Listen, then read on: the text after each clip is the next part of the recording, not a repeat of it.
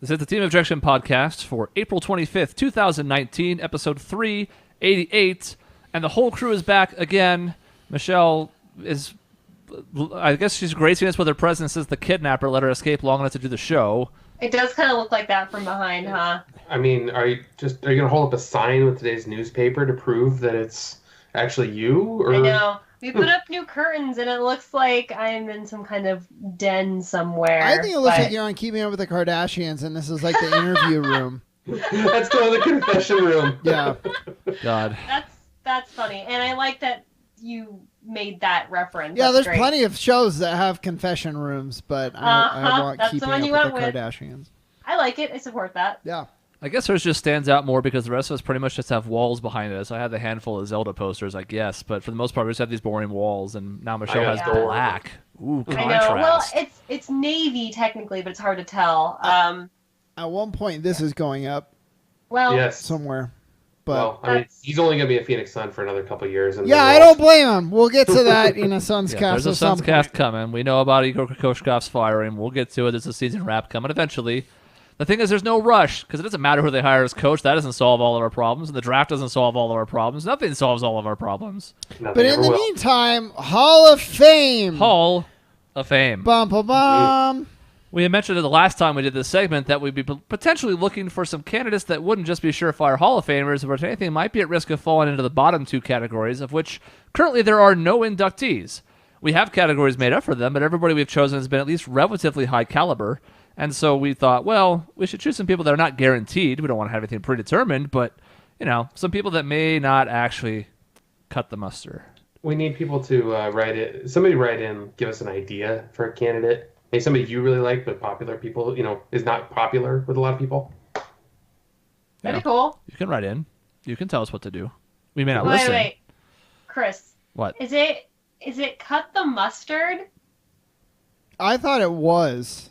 Or is it cut the mustard? I don't actually know. And We'll that's look why you said I'll something. be and I was the like, wait. tech guy. Okay. Cut the mustard means farting.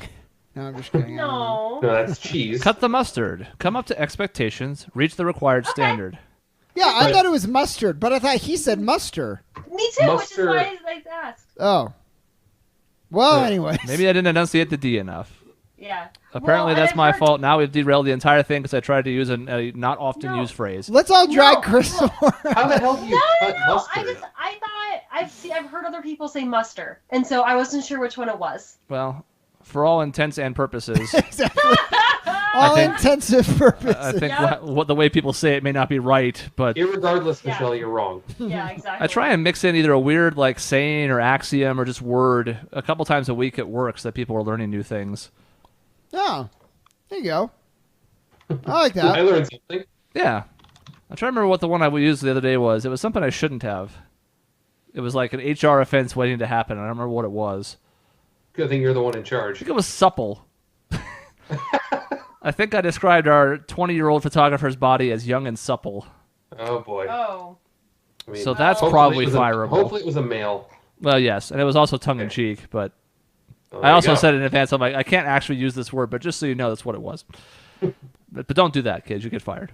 We have two candidates for Hall of Fame, as always, and just as a reminder, it's Hall of Fame, Tame, Lame, and Shame. We don't know exactly how this is going to work, but we're going to find out. We have a somewhat controversial candidate first, and then a very controversial candidate second, so we'll do the less scathing one first. And that is the guy that you know is the creator of Family Guy and a whole bunch of other shows, some in that universe, some outside of it. He's also a pretty notable jazz musician and pretty talented overall, both musically and with his voice, and that is Seth MacFarlane. Yeah. I feel like so much of this one comes down to like your opinion on the guy, which kind of seems obvious, but so often it's like you can't deny this person has done like great things, right? Well, popular I mean, things at least. Well, that like That's true. who have we done in the past? It's like, oh, this person won like 5 Academy Awards. Like they're a good actor any way you slice it. Well, So- okay, so we have Family Guy though, which I think a lot of us can agree was like pretty formative for us. I mean, it was It for went me. like this and then went like this. That's It true. just dove I right mean, off the cliff. there was definitely a golden era, I think, for Family Guy, and I think it kind of it worked in such a way at the right time that it seemed to be like really effective and really funny, and it was kind of at the forefront of a lot of stuff. But then you have stuff like the Cleveland Show. Then you have stuff like American Dad. It's not even vaguely as good. Let me just give you a quick pop quiz. How many seasons of American Dad are there? 14 now? I was going to guess 11.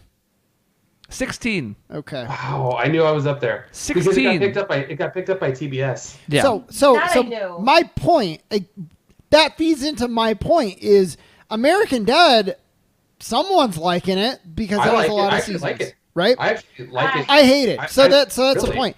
Another one, the Oscars, I think, is a huge... A lot of people are like, this is the best thing that happened to the Oscars in a long time. A lot of people are like, I'm never watching the Oscars again. That was horrible. Yeah. I'm kind of in the latter boat because I think it came at the expense of people directly in like gross ways, which I guess Seth MacFarlane. That's what he does. That's sort of how the road the Family Guy has gone down more and more in later seasons too. So I think very mean. Yeah, it feels mean-spirited, and I don't even necessarily think it's intended to be that way. I know. But I think the political machinations behind Seth MacFarlane, I think, is definitely one of the main drivers in whether people like him or not and why it's so polarizing. So here's what's funny about me, because my opinion, I think if this was 5 or 6 years ago, I would have wanted to rank him about as low as possible because everything he put out there was always very politically slanted, very like his own agenda, and it drove me insane. I mean, I liked Family Guy when it came out, and then I thought it got stupid, and then it got extremely political, and then it just was nonsensical to me, and so I stopped watching completely. In the past couple of years, the things I've heard just about the guy is insanely talented. He's a good singer, which I haven't heard a lot of people talk about. He's an insanely good singer.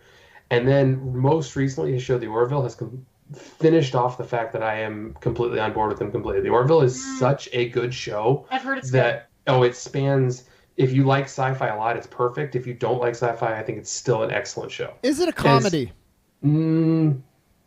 It's funny. It has its funny moments. It seems like it's like a drama that has some funny, almost like like a Buffy kind of. Buffy had plenty of funny stuff, but it was like it's a drama. Oh no! There's so many. I can give a short example of that show. There was an episode where the entire crew got locked into the shuttle bay. Somebody took over their ship, and they got locked into a shuttle bay. And so one of the guys who is on the crew is kind of more of the joke teller on the crew. And he walks up to the group room trying to figure out a plan how to get out. And he's like, hey guys, just stay out of the P corner over there.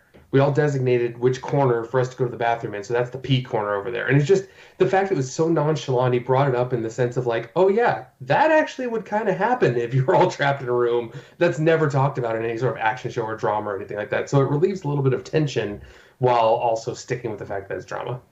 Is that like a love letter? And then I will stop asking questions. Is it like a love letter to the genre, or is it like satire? Total love letter to Star Trek: The Next Generation, which helps with me because I love that show. But to me, it's better. That's something that I appreciate, at least that it's genuine and it's not. Again, it kind of veers away from that mocking, biting tone that a lot of his other stuff has had. And so I like seeing something that is genuine from him. I haven't seen the show, but I've heard very good things. Now, does he voice Brian as well? Yeah. He's Brian, he's Stewie, he's Quagmire. He does good voices. Couple other, he's a very good, and Peter too, obviously. He does a lot of voises. He's very good at it. Cool. It's cool watching him, like a video of him doing the voices, like in time. It's really fascinating. I won't argue with his. He's very, very talented. These days I kind of have a weird negative visceral reaction to all of his cartoon work. And it's like really hard for me to actually get hype about watching Orville, even though I know it's something I would enjoy. It's disappointing to me, though. That's like more of a personal thing than anything else. I feel I felt the exact same way because once the Cleveland show came out and it was the biggest piece of crap that I ever watched. Like I tried watching the first couple episodes and it's just garbage, completely terrible. There's nothing redeeming about any of the characters. No, none at all. And so I watched it and I'm like, this is awful, and I'm just like, I'm done with everything Seth MacFarlane. Like, I liked American Dad when it first came out. I kind of stopped watching it. I like Family Guy first came out, stopped watching it. I was just like, whatever. It was almost like saturated. So the market was saturated. And then later on, he started putting out maybe smaller things that were good. He was involved in that show Cosmos because he's a huge science fan. So he didn't voice it, but he was the executive producer of it. He's the one that put it all together. He was on something else that I recently saw that was he was on Cosmos. Ted, I thought was an extremely funny movie, even though it was kind of in that vein. I thought it was still really funny. I liked it. Let's see, Million Ways to Die in the West, I thought was stupid but funny. I heard it was terrible. It was bad. It's not great. I thought it was funny. It was stupid. Don't get me wrong. It was stupid, but I thought it was funny at least. So there were things that kind of redeemed him, and then most recently, the fact that he put so much into the Orville kind of has flipped me the other way on him, where I'm actually in favor of him. Huh. I think Seth MacFarlane, to some extent, pulled the same thing LeBron James did once upon a time. I know that sounds like that makes no sense, but bear with me here. No, I can see it. I think he embraced the heel turn. I think for a while he sort of liked being known as this guy who was out there, and he was not afraid to spout off his views. And I think maybe with the benefit of age or mellowing out or just the backlash he got from it, he's kind of shifted back to a more neutral perspective, and that has helped, at least for some people, kind of redeem him in their eyes. I don't know if that's the case for everybody. Some people are still adamantly opposed to him. Some people, I think, see his face come on screen and they just want to punch him because he does have kind of a punchable face. He does. He kind of looks like a douchebag. I don't think Ted 2 was very good either, for the record. But Oh, no. It had its moments. He still has one of my favorite jokes ever in the but at lowest it could be anything. It could even be another boat. The boat's just a boat, but the mystery box could be anything. And again, It could be a boat. that's the first few episodes, the first couple seasons of Family Guy. And there's another one I was telling Maisie the other day, like another one like that, where I'm like, that was a solid joke that I will always remember. Yeah. I think you can't help but wonder, at least to some extent, how much of what seemed to be his own bitterness stemmed from them being canceled and then kept off the air for a few years before they finally made their return and then pumped out like 65 more seasons. Because it does feel like a very different show pre-hiatus and post-hiatus. It just changed even more since then, but to me there's a clear line of delineation there. I feel like it used to be a parody of sitcoms. So like the lesson, and I could be wrong, but the way I'm remembering it, the lesson in the beginning was always like some weird turn on like what it means to be a family or like how to be a good citizen. And then it's sort of becoming like, here's why this political policy is so important. And it started really going South Park. Yeah. Which it's funny because most of the political things I agree with, I still don't like the way it was presented here, though. Yeah, he beat you over the head with it for a while there, and that was the biggest thing. It wasn't subtle. It wasn't done through good storytelling. It was basically like, this is how I feel about it, and everybody listen to me. And I think what Chris was saying is he mellowed out in the sense of like, if he wants to prove his point or have an opinion that he wants to share, it's much more subtle now. And so I think he reaches more people by being subtle, a little more subtle about it. Way more effective. Yeah, exactly. Again, on the Orville show, there's a character that comes from a single gendered species. But every once in a while, there are actually females that are born in this all male species. So of course that can lead open to a lot of, gay rights, transgender rights, a whole bunch of things that leads from that episode, but it's not bam in your face about it. It's completely a little bit more subtle in it. So I appreciate it. See, I told you gotta watch the show. It's really good. So how do you start to rank this? Because this is the weird part, is that we're picking this particular time, as we've mentioned in past Hall of Fame segments, to weigh his merits for the good and bad. Here, I don't exactly know. I like Dave said, I think he's more redeemed than he was, say, 5-6 years ago. It's also difficult just because some of his work has been so long-lasting that it's hard to say how good it is. How would you rate Family Guy on its own? That would take some careful consideration just on that level. I mean, you have to, you have to split it up in such a way of like pre-cancellation, immediately after re-airing, and today. It's completely different. I also wonder what, inherently, what kind of what it means to have a show like The Simpsons, right? It's gotten worse later seasons. Yeah, because it's been on for 1,000 episodes now. Like, of course it's going to happen. Doesn't it deserve some credit for still staying on the air, though? Or does it not? And they should have pulled the plug when it was still good. Like, I think that's a debate. I mean, some of that is just notoriety and people still tuning in week after week, even though they don't even like it anymore because of familiarity. Sure, but look at season 30 of The Simpsons. I just think it would be a challenge for most people to write one solid season of a show, let alone 30. Well, I don't think he's involved with Family Guy as far as writing goes anymore at all. I think kind of comes in. Oh no, he's pretty much comes in for the voices, and that's about it as far as my knowledge goes. Yeah, I think he's a voice in the room, but he's not spearheading the stuff anymore. No, not at all. He's got too many projects now to, I think, be that actively involved with any of them to that extent. Obviously, I think the Orville's the centerpiece of his focus right now. But and that's the other tricky part is, especially with a show like that, how much do you attribute to one person? Even if he is the creator, when it gets to be the size that Family Guy did, there's, dozens, if not hundreds of people that are all, to varying degrees, responsible for that success. Yeah, I mean, look at The Simpsons now. Matt Groening has no idea what's going on with that show. He has almost no say in it, but he's still listed as the executive producer. He's still on the credits, even though he has nothing to do with the show anymore. And to Shaun's point, I think that's the most interesting part of talking about The Simpsons is that debate. I wish that was actually the debate, because most frequently it seems like people just say that, it's been on for 30 seasons, they should have stopped. Like, they've run out of ideas. It's like, yeah, well, no shit. The question is, should they have tried something different? Should they have mixed it up? Should they have stopped entirely? Because, when you have the same family for 30 seasons and they're not allowed to age, you're going to run out of fucking stories. Yeah. It's going to happen, no matter how good the writing staff is. That's impossible. You just keep bringing guest person after guest person, guest star after guest star every week. How many things happen in third grade? Stories. Not that many. How many things happen in a nuclear power plant? Not that many. So Family Guy's the same way at this point. It's been around for I think almost 20 seasons now, and it's like, well, it's probably at the point where you could get rid of it. But that's the beauty of the animated series, is that unless the voice actors were to disappear or something, you're not tied to the physical actors in the same way. So it has a lot more longevity. Yeah. How many ways can you punch Meg in the face? Not that many. Yeah. One thing that I will say about something that's maybe in his benefit is the amount of Hollywood people that seem to like working with him is insane. I mean, Liam Neeson has been in a bunch of things he's put together. Charlize Theron has been in a bunch of things he's put together. Neil Patrick Harris in a bunch of things he's put together. Patrick Stewart is in a whole bunch of things he's put together, which is crazy to me how, like, some of the star power name that has been associated with him and works with him on a whole bunch of different products. So I think that's usually a good sign that he must be somewhat of a decent guy. Well, Dave, starts off with the scores, because I'm usually willing to jump in, but I kind of don't know where I'm at. So I want you to kind of start to set the bars here.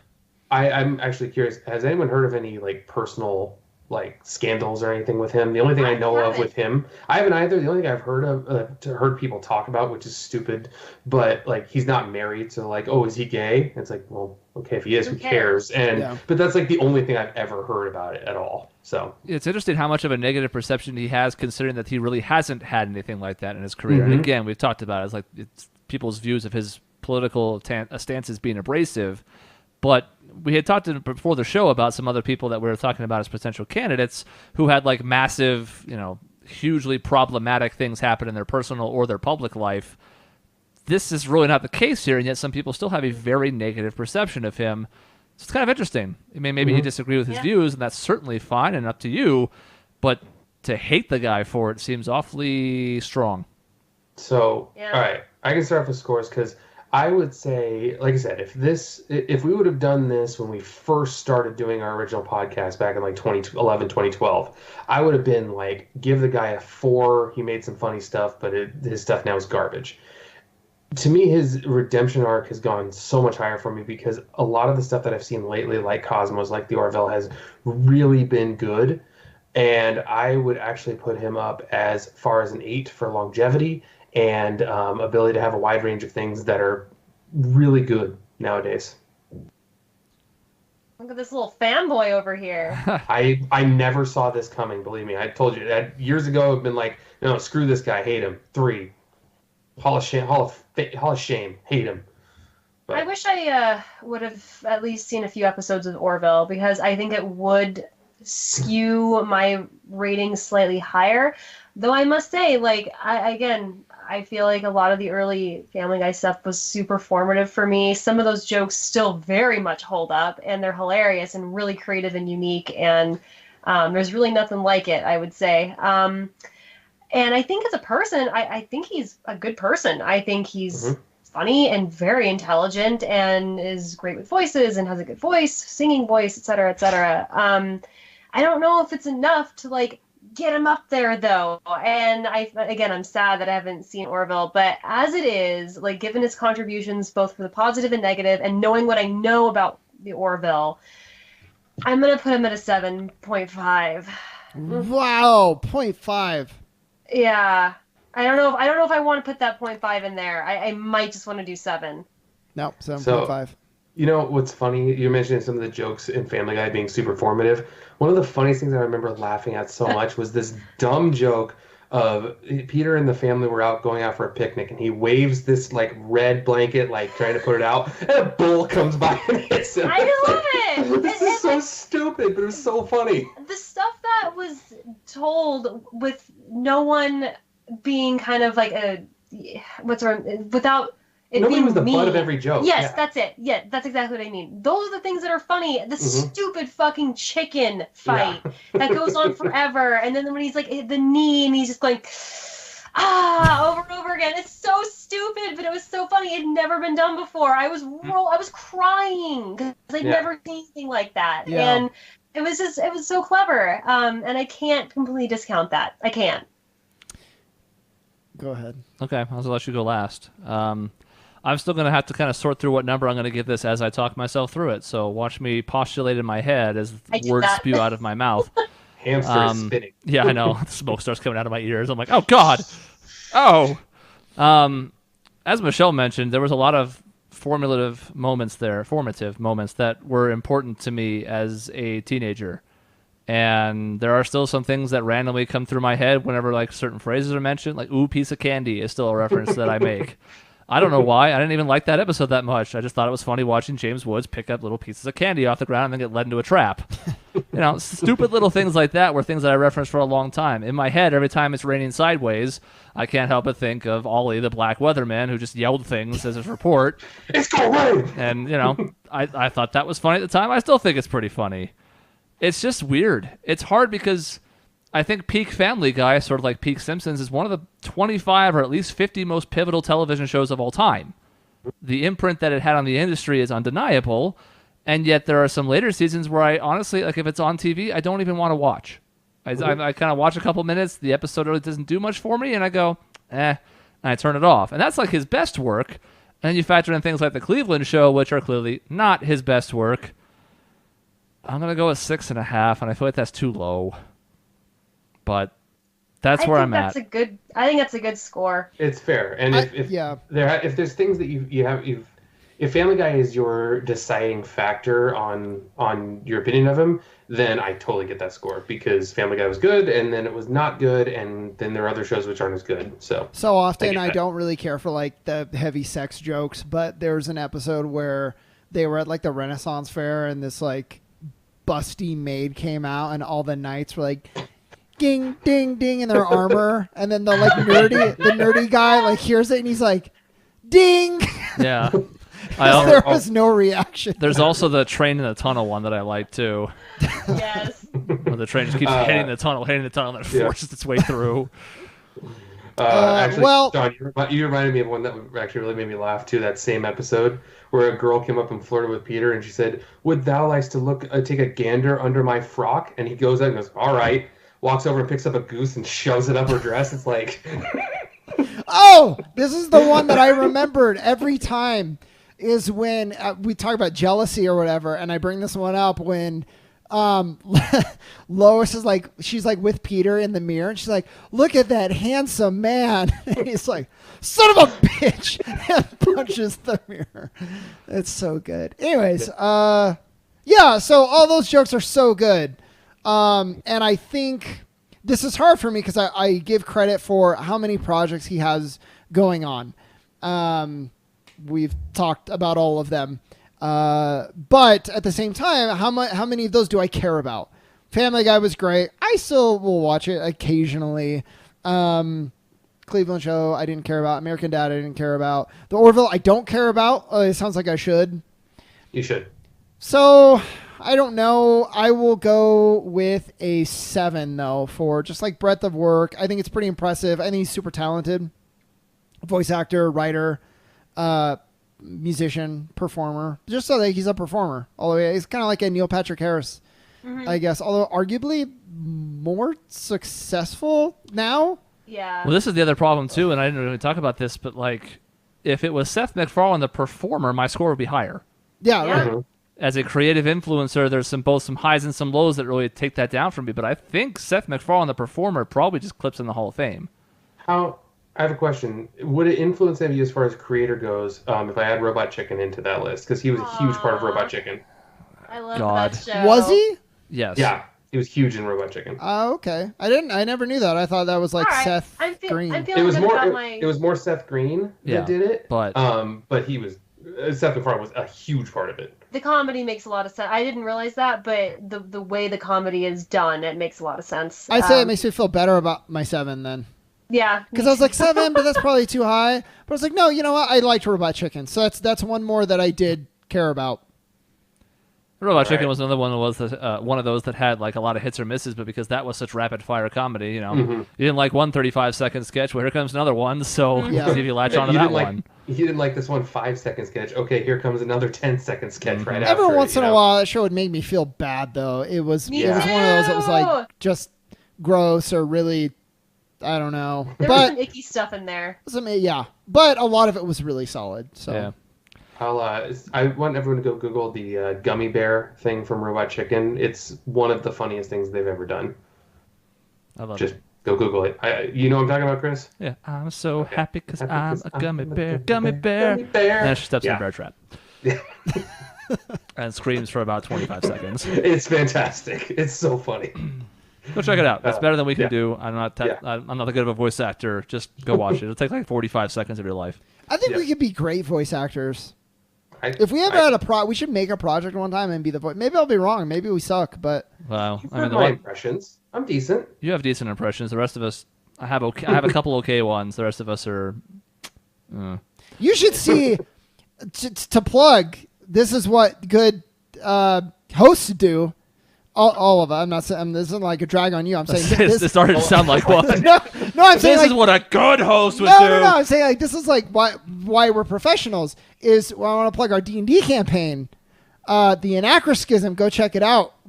Excellent performances all the way around the board. Grail, Michelle as Grail, Jason as Tess. I mean, the whole cast is like solid. Aw.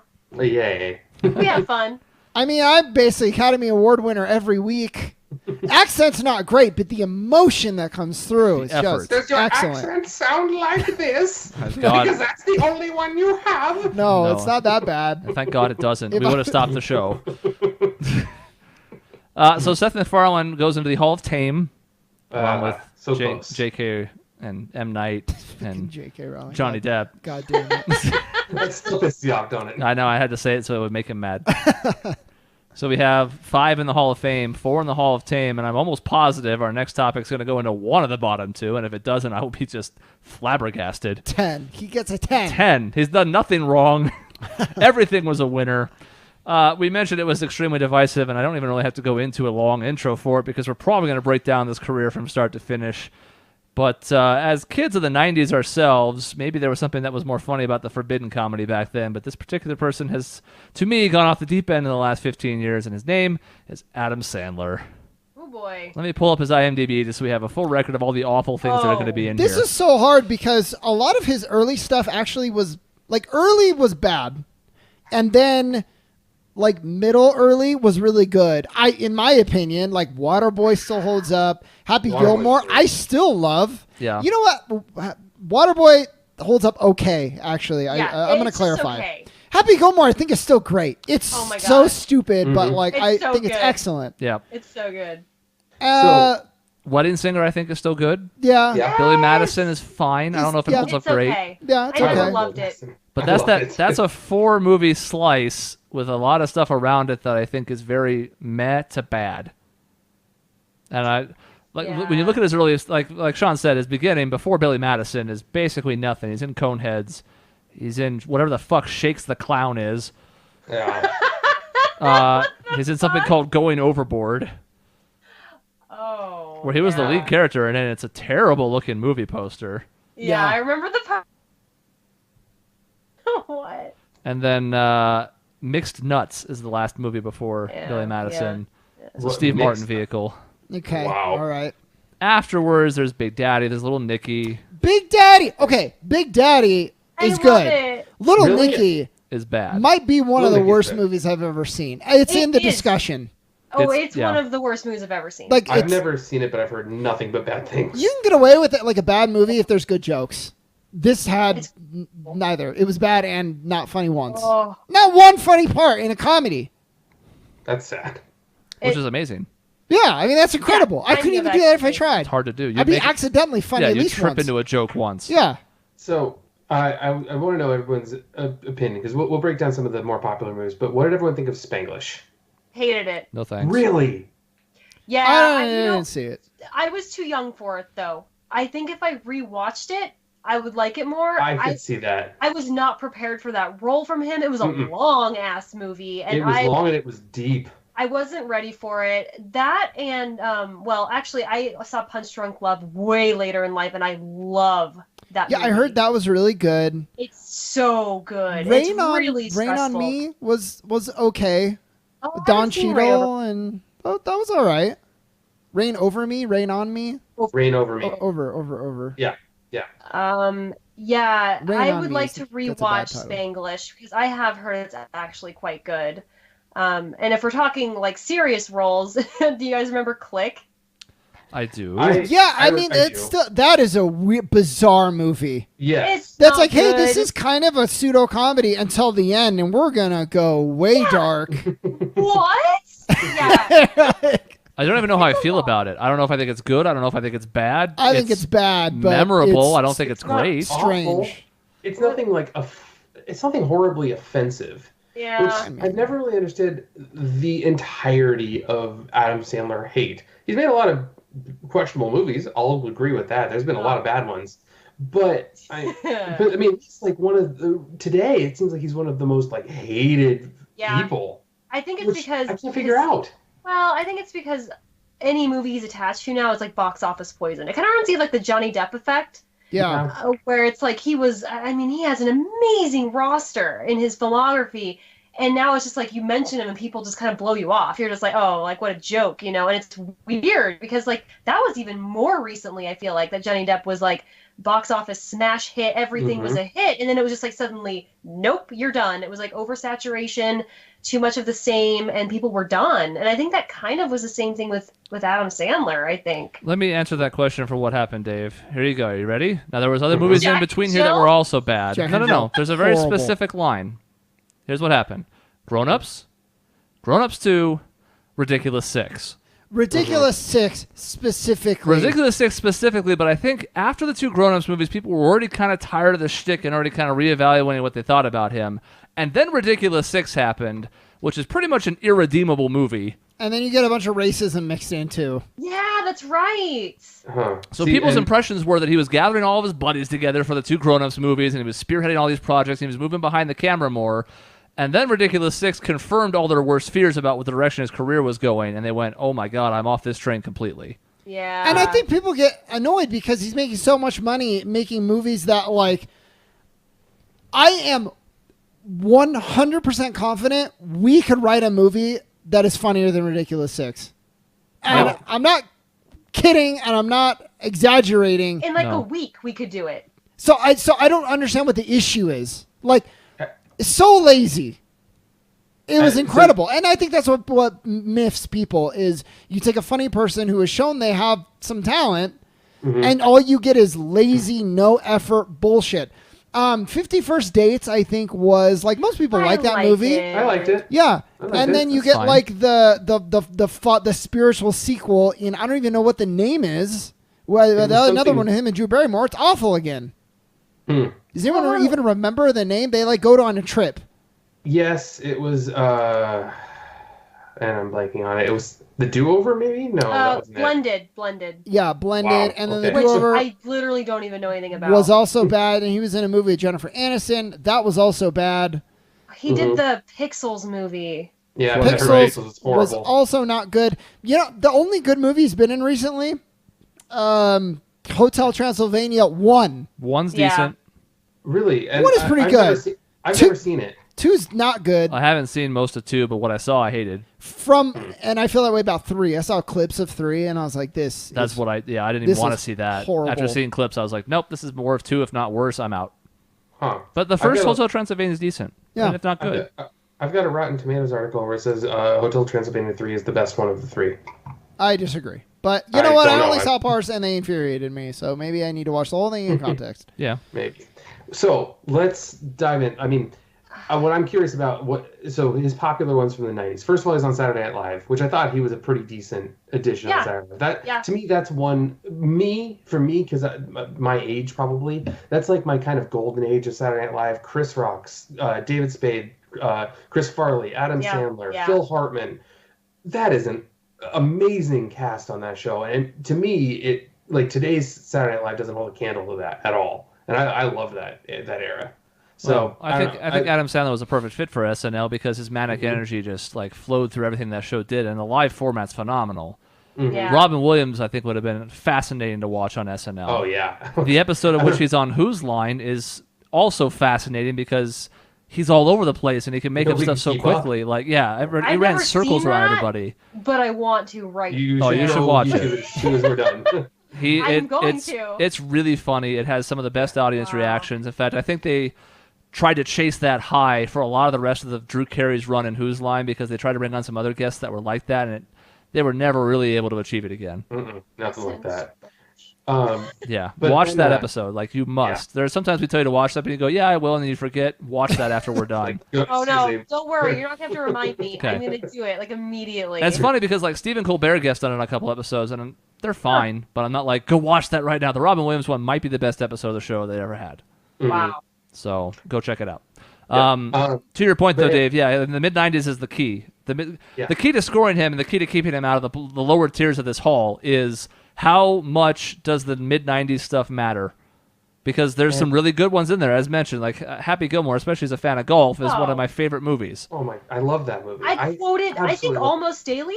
Like, it's weird. Do you know how many times I tell people, I'll see you in the parking lot? All the time. Pieces of shit for breakfast. Yeah.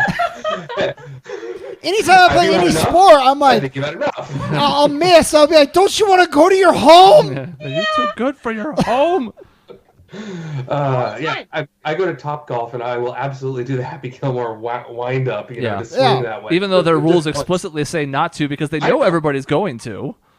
Even though you can't actually hit the ball 500 yards by doing that, but there's no possible way of doing it. That movie, Happy Gilmore, was peak. It was so funny. The whole movie was slapstick but funny at the same time. It was ridiculous. And it has heart. It has a lot of heart. Yeah. I don't think that at the time that movie was considered the best out of like his string. No. I think looking back, everyone that I've talked to is like, it is. I think people at the time probably put both Waterboy and Billy Madison ahead of it. Yeah. And I don't think that's the case anymore. No. Billy Madison, I thought Billy Madison was super funny. It was. Yeah.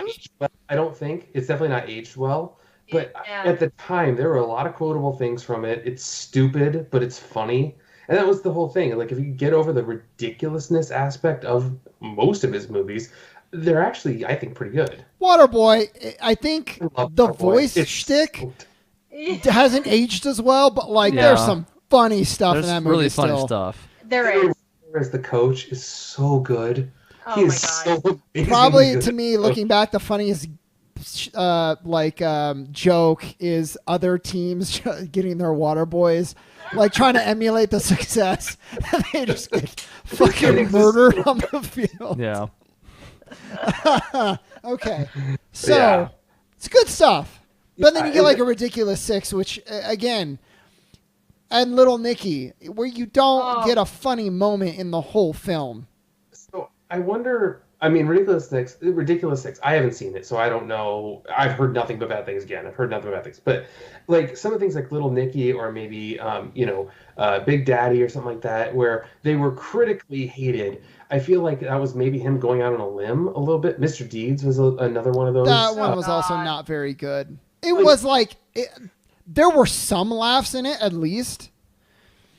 John Turturro, like, he's like can be an extremely good actor, and he's like in all of Adam Sandler stuff, which surprises me. So Blackmail or something. Usually, Anger Management was pretty decent. Yeah, I was going to bring that one up because we hadn't yet. I love it. Yeah. It's not good, but I like it. I always remember the court scene where he throws the ball to make a point in court, and it just hits the guy in the face.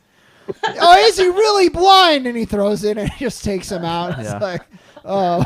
And we haven't said anything about The Longest Yard yet, which I'm not going to sit here and try and defend as being good, but it is kind of like it's a guilty pleasure movie for me. Okay. I totally agree. I actually really liked it, and I can't believe I did. There's a lot of cameos in it that I think are fun. I don't know if like Adam Sandler has anything to do with me liking that movie, but he was a total different character though, because he was to me pretty serious. He was the straight man in that movie. Yeah, which I thought was good of him in a way. And I don't know. I give him a lot of credit for Spanglish because I feel the same way, Michelle, as you did. I watched that when I was younger and didn't like it. I thought it was too slow, too boring. And I watched it again, and it's definitely not an Adam Sandler movie. It's about the little girl, and that's the whole movie. That's the subject of the movie, and you watch it from that perspective. It's fantastic. It's such a good story about dysfunctional people. And I still like the Hanukkah song.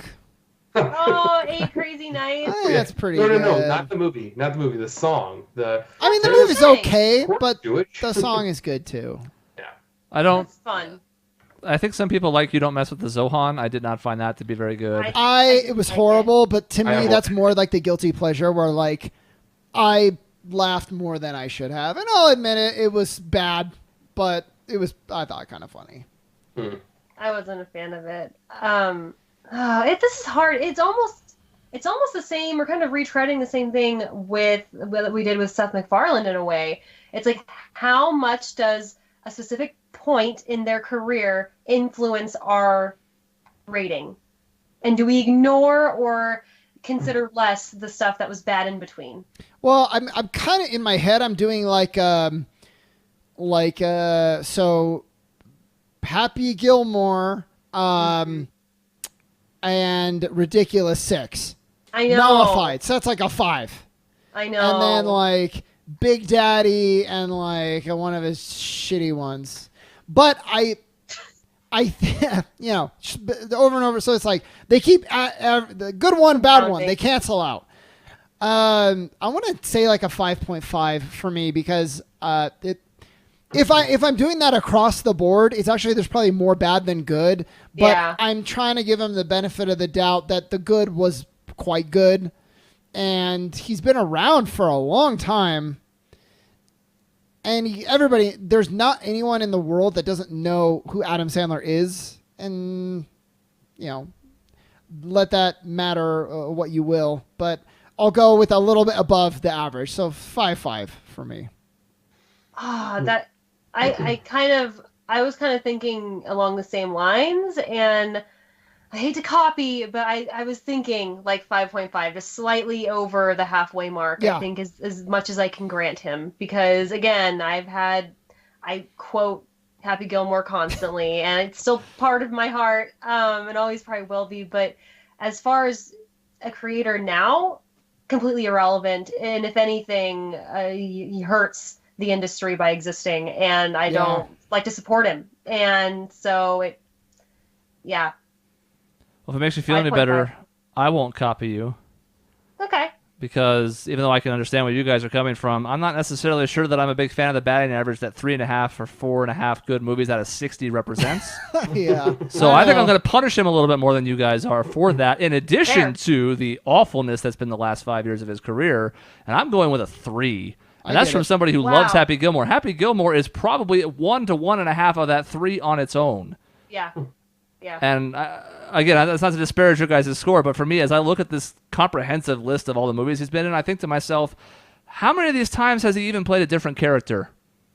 How many times? His range is almost non-existent. But I will say, in some of the serious roles, like if you have seen Punch Drunk Love, there is quite a bit of range, and it was actually remarkable to see what he could do under the guidance of a good director. And so it makes it hard for me, because I totally agree, Chris. I'm not arguing with you. Well, yeah. There's like potential, and it makes me upset that this is what we get. That's the biggest thing. Yeah. Is missed potential. I think that's why everybody's angry. Because that's what hurts me too. Is my question is like, does he really have good range? And he very well might. Or is it because our expectations of him are so low that showcasing anything except the entitled little bratty teenager in a grown man's body character seems like a revelation to us? And I don't know. It could be both. It could be neither. But that's the problem I have with him. That's fair. I don't know. Watching things like The Longest Yard was something of a bit of a...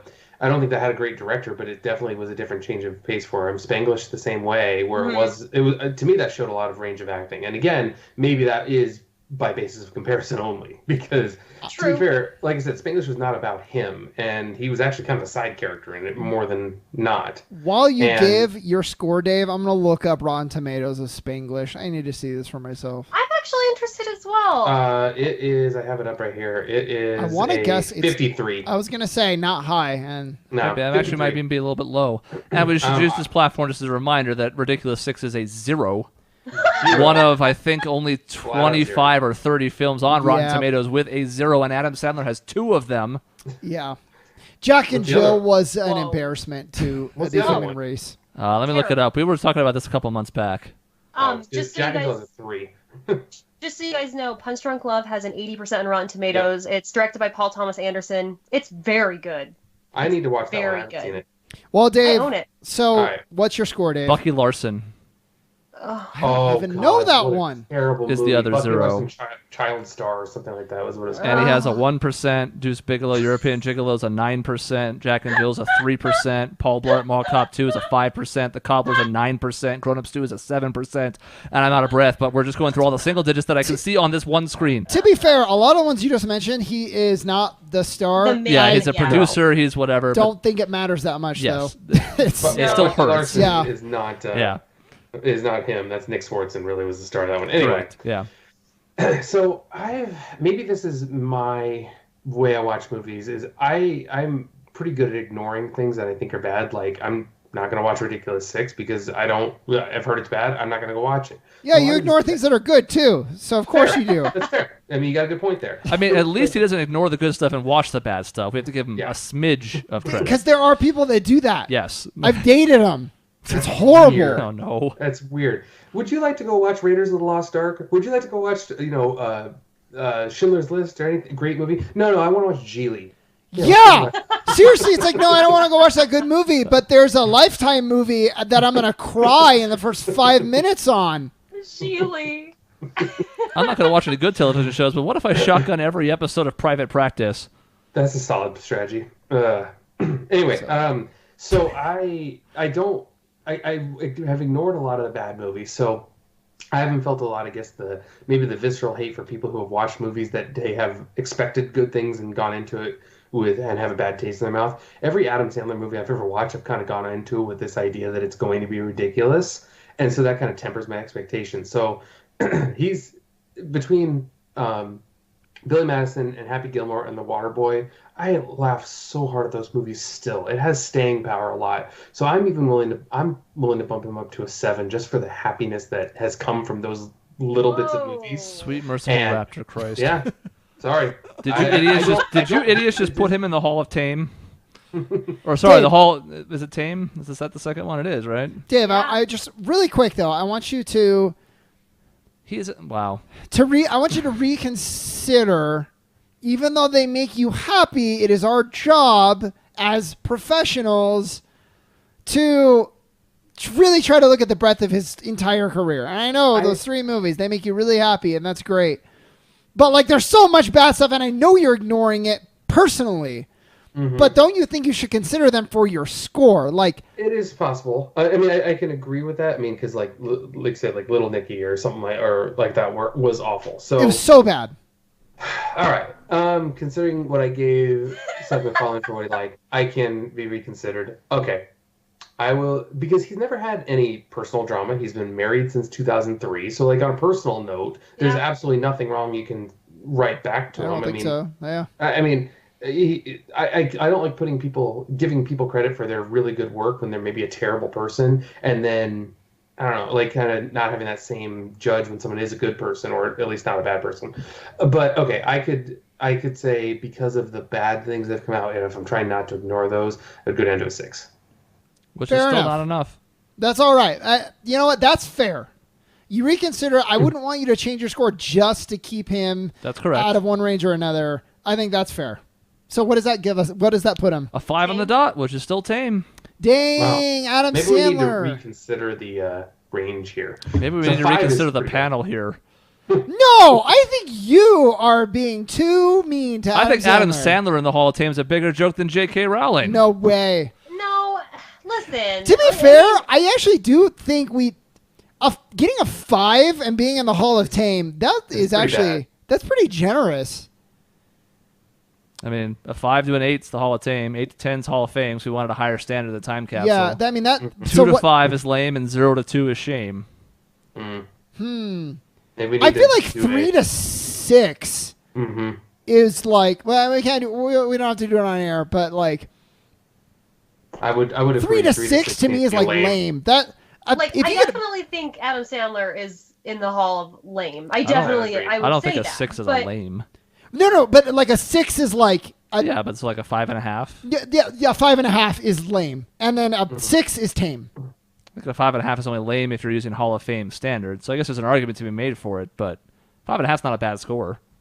It's not good. Well, but it's bad because I feel like we're grading like the IGN scale kind of, where like a 5 is supposed to be middle of the road, but like it's not, like you failed. That's like a failure score. 5 is bad, even though it's half to 10. We're IGN. We become our worst enemy. Oh God. We're gonna have to go back through our list and maybe readjust the scale of not grading on the IGN scale. Maybe we'll have to do a No. I quick think hitter I on think that. we're judging fine. I just think we just need to talk about the scale. That's all. Yeah. Because like a 5 to me is fair for Adam Sandler, but it should still He's be lame. pretty lame. It's a lame. Yeah. It's a lame. He's at the top of the lame. It's not the worst place to be. You'd be at the bottom of the lame or even the shame. Well, there he goes. I'm staring at his name on the list. There he is. It's in there. Well, if I he wonder didn't what have those America movies- is going to think, because a lot of people still love Adam Sandler. I'm surprised, but a lot of people are like, oh yeah, I watched Ridiculous 6. It was so funny. These are the same people that are like, disaster movie, it's so hilarious. I'm like, man, I get those people exist. People who enjoy the like bottom most, like the lowest hanging fruit of a joke. No thought given into the joke. They exist. These people are out there. There's a lot of them, actually. I mean, I feel like in a lot of these instances, Adam Sandler plays the lowest common denominator, which is why he still has an audience. And I mean, we gave him a 5.5. That's not like good. 5.5 might be the lowest score I've given anyone out of this whole thing so far. It definitely is. And he's in some good movies. That's why. Mm-hmm. Exactly. That's why he had the same score as you. It's tough. I know. Well, man. I thought you said that's why he had the same score as you. No. And I thought you were saying that I was also at 5.5. Yes, you too are a 5.5. You too can aspire to be a 5.5 like Adam Sandler. I would take it. I mean, I had if the I had debate his today. money, yeah, I'd take it. Would you? I think Maroon 5 sucks now. And I think they used to be good.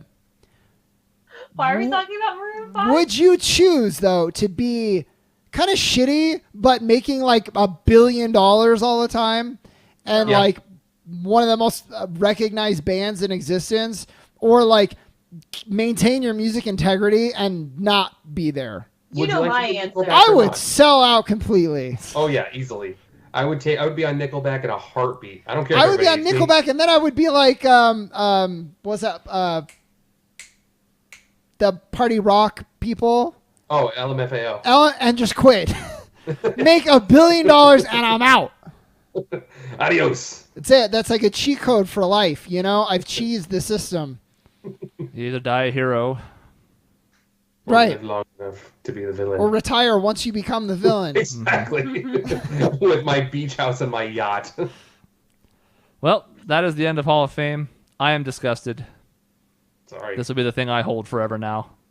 And we'll use this for future value judgments. It'll be good. All right. Well, I mean, it's not like we said Carrot Top was in the Hall of Fame. I don't understand where this hatred's coming from. We can do Carrot Top next time. One. It's like we said, like, Pauly Shore is actually a genius Rob or something. Schneider. Let's do Rob Schneider next time. We should. Yeah, you want someone's going to be in the Hall of Shame? I got one for you. His name is Rob Schneider. And he's never been in a good film. We should go YouTube South Park making fun of Rob Schneider. I can't help but wonder what the argument is for a non-zero. There has to be one that exists. Oh, Zero, for Rob Schneider, maybe? I'm sure he was a funny, like, some of his support in some of Adam Sandler's movie was okay. Oh, his line in Waterboy, cut his fucking head off. Yeah. But if we're gonna raise his score an entire half a point for 2 throwaway lines in a movie, then we have a whole fucking problem with his entire system. And the scoring system changes aren't gonna salvage it, guys. I'm looking at Rob Schneider. I'm not gonna bring it up now. This is gonna be in the future. We'll have to save it, yeah. But just look him up. We'll see what it looks like. I don't know. That's the end of this episode of Between Shows. You can find us at our website, objectionnetwork.com, on social media at Team Objection. That's Facebook and Twitter. It's youtube.com/Objection Network for new videos 7 days a week. And you can send emails to the show to objectionnetwork@gmail.com. See you next time.